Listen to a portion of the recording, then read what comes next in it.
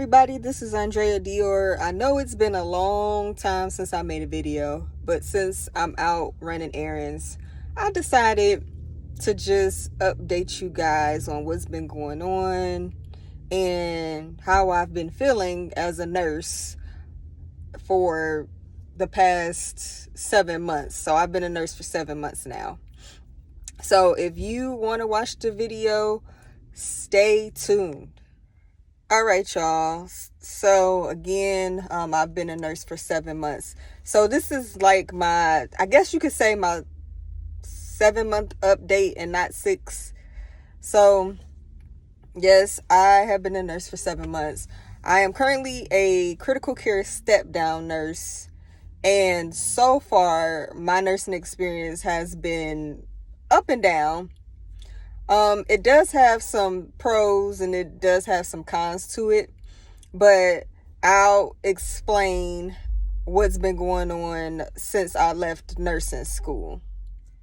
All right, so I ended up graduating nursing school December 2021, and then pretty much after that, probably around February, I took my NCLEX, and I did get a job before that. I can explain what I did to get my nursing job and how long it took me to get my nursing job in another video, but pretty much I'm just jumping ahead.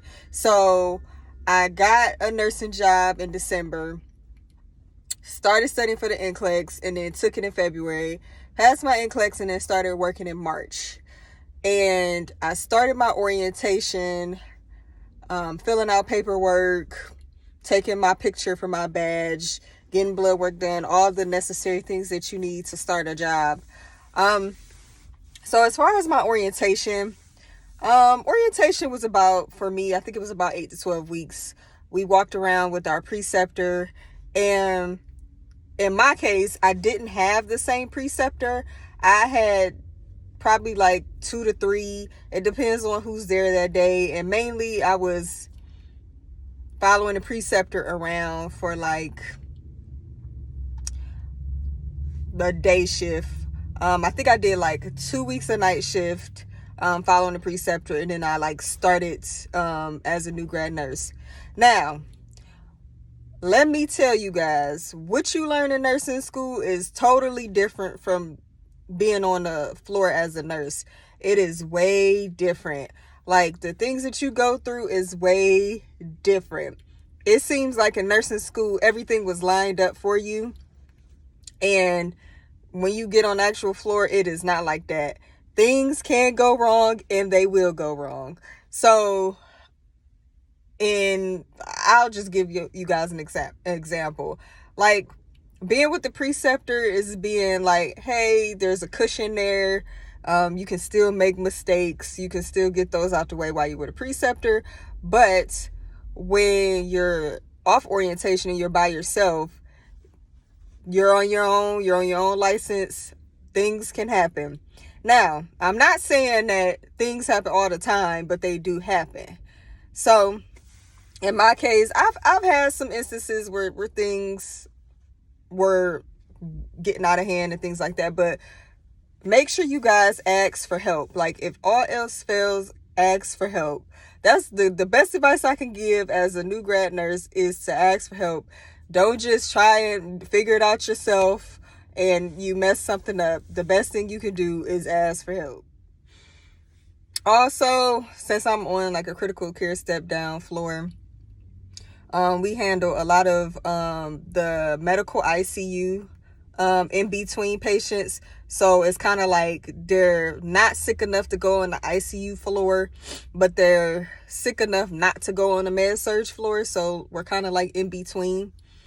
And I wanted to start off in a critical care space because I wanted to learn different disease processes and different backgrounds to patients instead of like one centralized thing on a specific floor. So I always wanted to be in critical care anyway. So I just decided that that's where I wanted to go as a nurse. But it has been tough. It has been hard. When I tell you burnout is a thing, burnout is a thing. So where I am, we are so short staffed.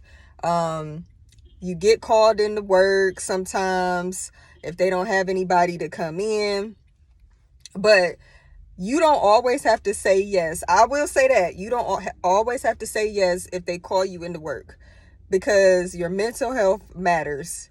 Absolutely. I'm learning that now.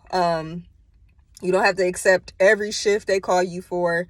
You can only do the 3 days or the 4 days that you're required to work, and don't feel bad about it, because at the end of the day, they can find somebody to put in that spot until you get back to work. It's not like you're calling off work or anything like that.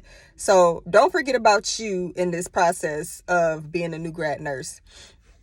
As far as bad experiences, I've had bad experiences with people trying to disregard your skills as a new grad, especially when you get past a certain threshold.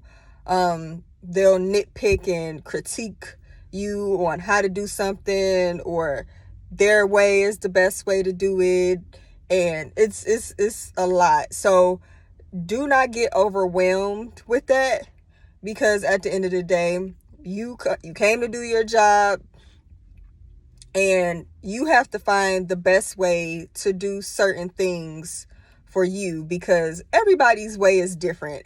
Everybody's way is not the same, but everybody gets it done in the way that they get it done in. They're still following protocol, but it might not be the everybody has to do it way. That's what I'm trying to say. It doesn't have to be like that. Definitely, I've had some days where I just felt overwhelmed, or I just felt anxious, or I just felt like crying. Like, I've had some moments of crying. There's a lot of instances where there's rude patients, or patients that are so confused. They may get out of the bed. They may try to do things that a normal person, I wouldn't say normal, but like a person who's fully there wouldn't do. There's a lot of things that I could talk about. Nurse bullying. There's instances where patients threaten you and things of that nature. So nursing is a hard job. It is definitely a hard job. And I feel like we don't get paid enough for a lot of the things that we go through. It is so hard. Listen, I was one of those ones watching the nursing videos like, oh, this is going to be great. Look at these nurses. They wearing their scrubs. They're going to get their Starbucks coffee. Like, life is going to be good. But like, what they don't teach you is the back end of nursing. I definitely love my job. But some of the things is just like, your back starts to hurt, things on your body start hurting, moving patients.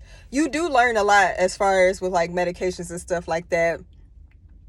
We push different types of medications on my floor, since we're a medical step down unit. So we do push a lot of medications.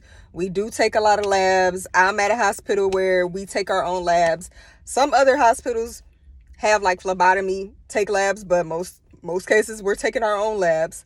IV insertion, if they don't have enough access points on them when they come up to our floor, we have to insert the IVs. It's a lot of work, and it's you learn a lot. You gain a lot of experience being on the floor that I'm on. I can say that, but I'm just trying to tell everybody the real. I have to tell everybody the real, because it's not always glitz and glamour. Yes, you get paid decently for what you do, but you don't get paid enough. You get peed on, you get pooped on, you're rolling patients that might be 300 pounds at times. You're taking patients down to different appointments, because our patients are not all the way stable, and some people can't just get in a wheelchair and get picked up by transport and taken down. There's instances where You have to make sure your patient is okay, because some patients might get a tendency to fall out the bed. It's so many things that you have to watch. Patients on our floor can either get better or they can go downhill really quick. So that's things that we as nurses have to watch out for. I'm still learning what to look at and what to find when it comes to some of these patients, but I'm starting to learn. Make sure that you cover yourself. Make sure that you chart any and everything, regardless of what it is. Chart everything, document everything, because if it's not documented, it didn't happen. I can reiterate that again. Make sure you chart everything. Chart, because I learned a valuable lesson. It was a small lesson, but I learned a valuable lesson on charting. Just make sure you chart everything, because somebody can have some type of court case one day and then it's not charted in there that you turned the patient or something like that. So to be on the safe side, just chart everything. It don't matter if it's wiping a patient, blowing the patient's nose. Now I'm being funny with the blowing the patient's nose, but just make sure you chart everything.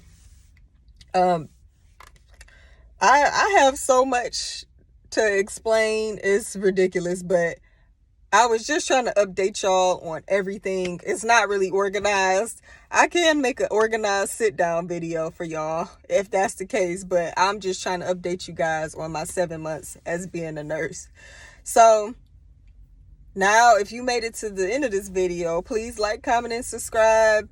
You can put any requests in the chat box as far as what you guys want to see. I'm going to try to be more consistent with these videos, because I need to take this channel more seriously, and I want to build this channel up, and I want to be here for new nurses, any nurse, if they need some type of help, or if I can research something or do something or help you with a resume or anything, I can do that. But please like, comment, and subscribe, and thank you for watching.